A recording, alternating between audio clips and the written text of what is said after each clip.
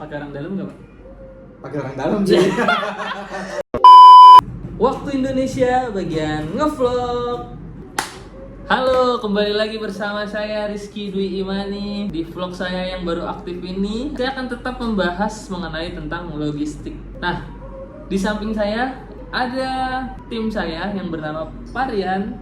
Saya hello dulu dong, Parian. Oke, halo. Halo, Parian. Senyumnya biasa dong.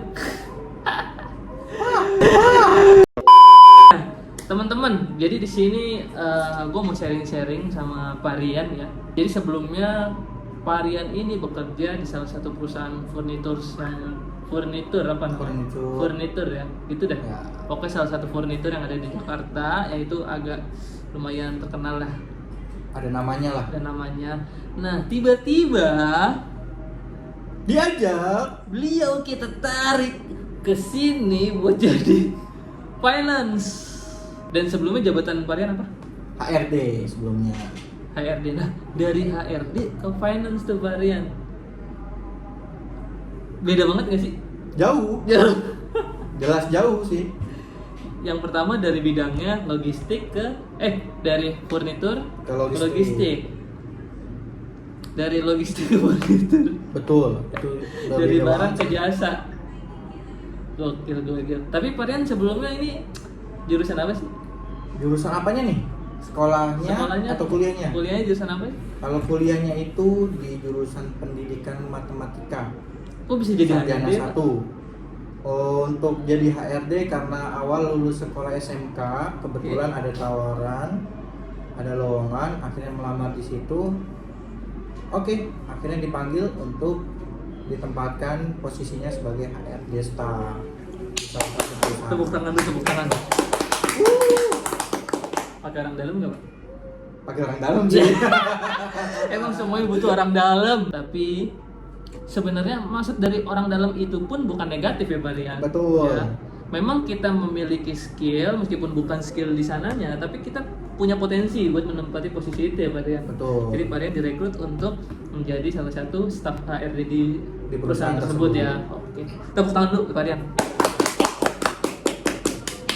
Nah, jadi gini teman-teman, gue mau nanya nih, apa tantangan terberat Parian dari HRD di perusahaan sebelah, terus di sini jadi finance, apa itu?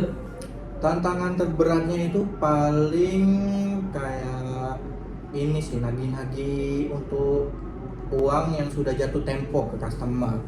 Apalagi customernya itu customer melalui calo, itu udah paling susah banget.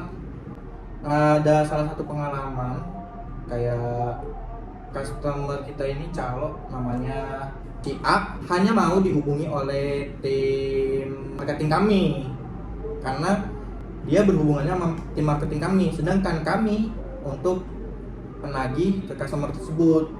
Nah, customer tersebut malah beretika yang tidak baik, mematikan telepon kami, sehingga akhirnya kami meminta bantuan kepada tim marketing untuk proses payment dari customer tersebut. Itu aja sih.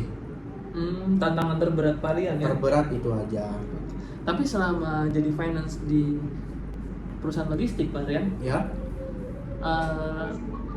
belajarnya Parian gimana sih caranya? Karena kan tuh beda banget tuh. Cara belajar awalnya tuh gimana sih Parian? Belajar awalnya kan kita membaca dari data-data sebelumnya aja sih.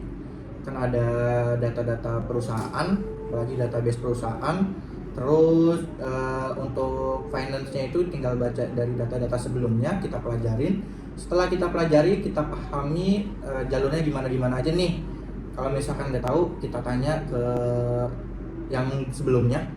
Kalau misalkan sebelumnya bisa menjawab, kita berterima kasih karena sudah dibantu untuk menyelesaikan pertanyaan yang kita tanyakan kepada beliau.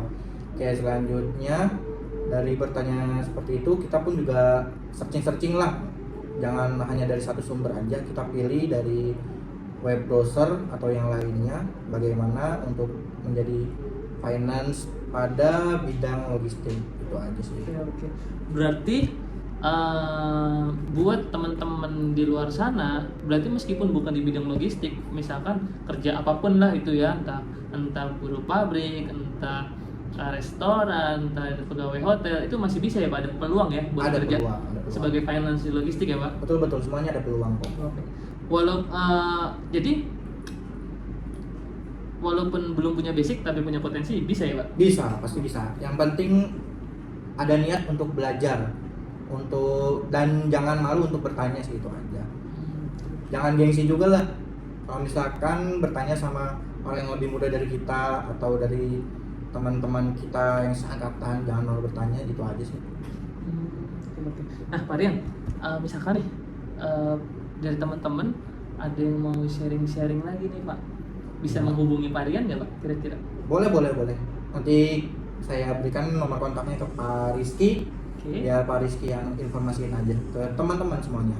Oke, jadi teman-teman yang mau sharing mengenai dunia tracking, entah itu divisi, entah itu apapun lah ya, mengenai jenis pengiriman atau mengenai pekerjaannya apa aja yang dikerjakan, administrasi yang di logistik itu ada apa aja, terus dari finance tuh kerjanya ngapain aja, kerjaannya ngapain aja, itu bisa banget teman-teman tinggal hubungi atau komen di video ini, akan kami balas.